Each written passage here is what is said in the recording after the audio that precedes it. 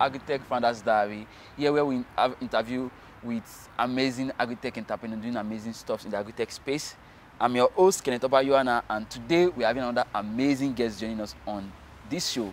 It's not that person than Mathias Charles, the CEO of AkoFresh. Hi. All the way from Ghana. Okay, it's good to have you on this show today. I followed the work you've been doing on this space, and it's been an amazing job. But first of all, before we begin, I would love you to tell us a little more about yourself, where the entire journey started from, what inspired you to start. Right. Thanks so much for having me on your show. My name is Mathias Charles Yabe. Yes. I am a Ghanaian social entrepreneur and an innovator.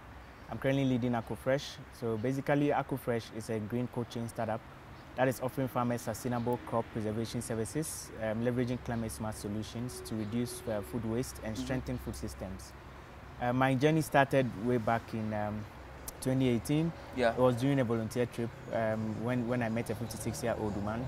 56 years? Yeah. She's a farmer, and she was taking us around her farm, pointing out rotten tomatoes, and it was quite sad because you could see that she had worked so hard on her farm only to lose most of her crops because her buyers couldn't come on time. You know, she also went ahead to state that her only source of livelihood was farming.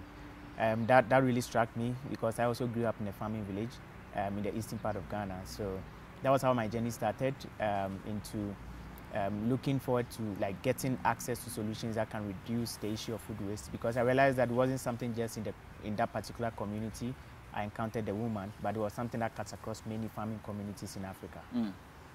Great. Well, now let me ask you, what's been the you're into cooling system, right? Right. Great. Now, cooling system often involve energy consumption. How do your solution balance the need for efficient cooling with sustainability and energy efficiency? Right. Right. Yeah, of course. So at AkoFresh, our main innovation is a solar-powered cold storage preservation technology, which is able to extend shelf life of crops from 5 days to 21 days. Our solution is helping farmers reduce losses and then providing them enough time to be able to look for buyers whilst they keep their crops. So in terms of energy consumption, I think this is something that is very important because the issue is that cold chain is something that already exists, but many farmers do not have access to it because of the energy poverty gap. Because most of these farmers don't have access to electricity, so it's quite difficult to operate such technologies. So that is why we decided to operate as a solution 100% off-grid. So we run on an 8 kilowatt system for a 5-ton cold room. Wow. Okay. This is providing a standalone energy solution for these farmers, and they also get access to charge their mobile phones and any other devices at the back of our product. You know, which is quite interesting because we are trying to bridge the energy poverty gap. As of now, I think there are over 600 million people in sub-Saharan Africa who do not have access to electricity, and it's something that needs attention. That is why we need to scale renewable energy solutions. So I think with that, it has really helped us reach more farmers and also be present in areas that are not having access to electricity. Okay, great. Well, let me ask you again. Can you share some of your success story or real-world example? Can you share some of your success story or real-world example where your cooling technology has made a significant difference in crop quality, shelf life, or overall yield for farmers? Right. So our solution, first off, it was designed to help extend shelf life of crops, because usually crops have lower shelf life, especially horticulture crops like fresh tomatoes. So within a period of 3 to 5 days, farmers end up losing their crops. So with our technology, first off, we are helping farmers extend shelf life of crops, making sure that the crops quality is maintained. We are also able to maintain the color, because unlike storing your crops in a normal refrigerator, which is not temperature controlled, ours is temperature controlled, and you're able to keep crop fresh. Another impact has to do with the fact that whilst farmers store with us, we are also helping farmers become economically stable. With our recent impact reports, we realized that farmers who stored with us had access to increase their revenue by additional $300 during that season. And in terms of environmental impact, our solution is reducing food waste, carbon emissions. We are also making sure that food is kept safe and then ends up at the consumer without it, getting to the landfills to even emit harmful gases. So that is these are some of the interesting impacts that we've made so far. Yeah, that's really great. As a founder in the agri-tech industry, what challenges have you encountered in bringing your cooling technology to the market, and how have you navigated these obstacles? So one key challenge has to do with access to electricity, because initially when we started, we didn't have the concept of solar in mind. Okay. So it was later we realized that no, if we are presenting something like this, we need to only be present in communities that are connected to the grid, and that was a key challenge, because the communities we had already profiled were not having access to the grid. So that informed us to, sort of identify renewable energy solutions to operate our technology. So that was one key challenge at the beginning, and that made it more expensive because we are now running 100% of the grid using solar. And the second challenge has to do with farmers being skeptical about adapting to modern technology. So we had to try our best to, sort of build their trust and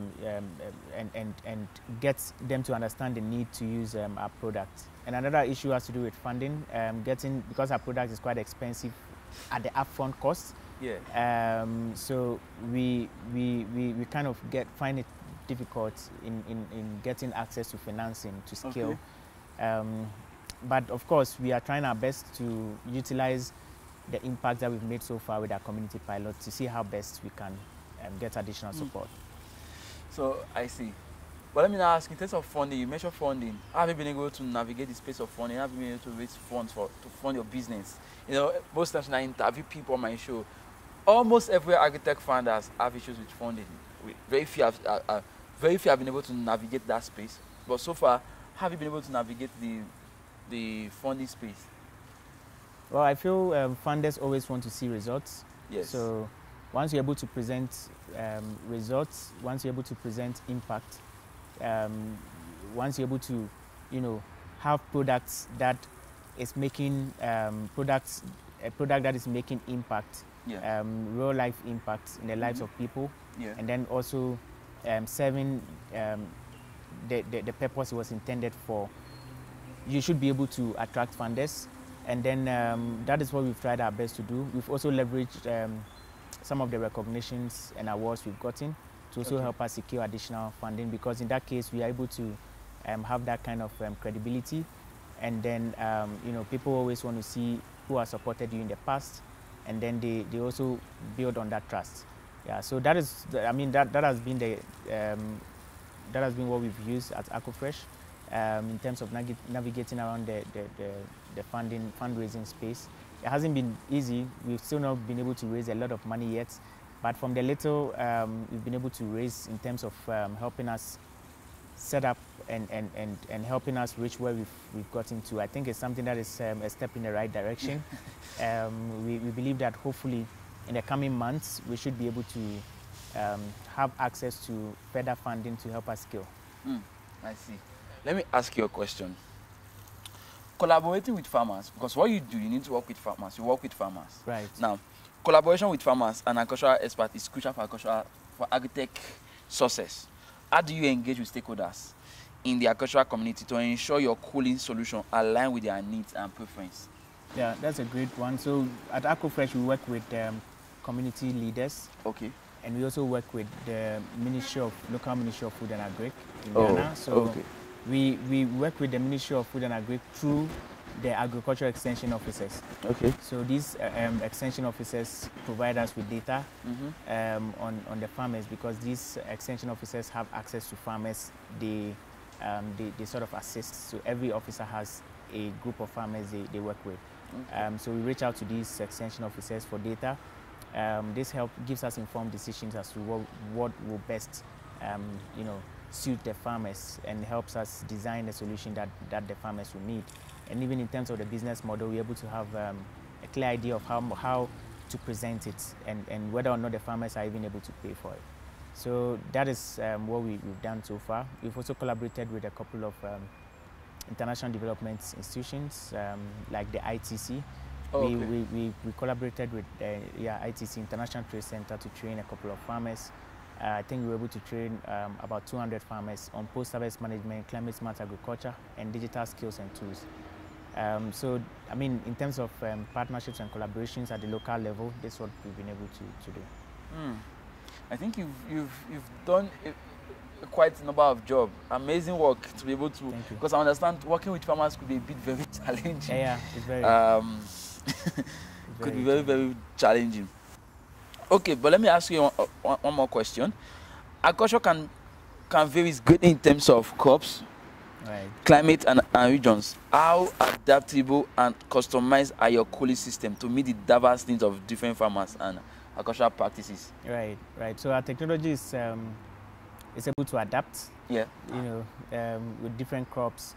So what our products now is able to, I think we have a temperature ranging between -10 degrees to up to 20 degrees Celsius. Yeah. So that is the range at you know, the temperature range we can store. However, of course, we can't store horticultural crops, fresh crops, under negative temperatures. So this should tell you that with the range of -10 to about 20 degrees Celsius, our solution is able to adapt to different temperature environments. So if you are storing even dairy products or even fish, our products should be able to store it, because it has a freezing capacity as well. So we're able to store multiple crops, not just limited to maybe tomato or mango. Once you identify the crop and you know the temperatures at which it should be kept under, we are able to regulate the temperatures for you to do that. So that makes it quite diverse to adapt, like with different kind of crops and even commodities. Okay. Yeah. And then let me ask you, has the government been supportive so far on this journey with you? I mean, the Ghana government. Yeah. So I mean, we've not really had any form of direct funding. Yes. But then I would say we've gotten some kind of support from the National Entrepreneurship and Innovation Program, NEIP. Okay. So that is that was set up under, it's a government agency that is supposed to help promote you know, entrepreneurship among young people in Ghana. Okay. So we've received some support in terms of helping us even recruit talent through the National Service Scheme program.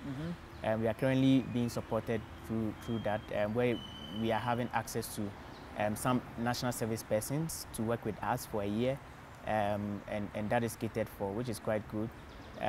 They also, and I think through the Ministry of the local Ministry of Food and Agric, we also have access to some of the extension officers over there.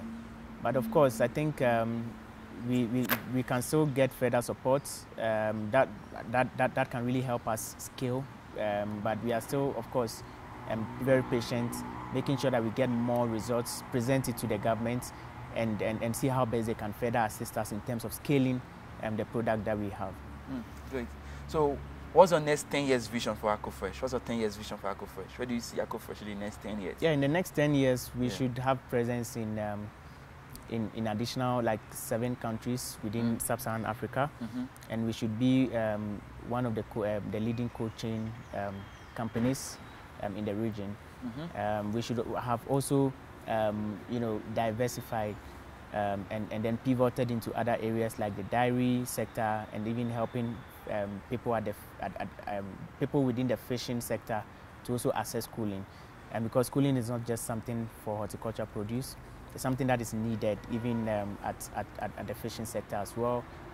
So we hope to sort of pivot into other areas as well. Probably we can even pivot into the health sector, and we might be storing vaccines in the cooling. So we are looking at the bigger picture, and trying to make sure that we are targeting different value chains one step at a time. Great.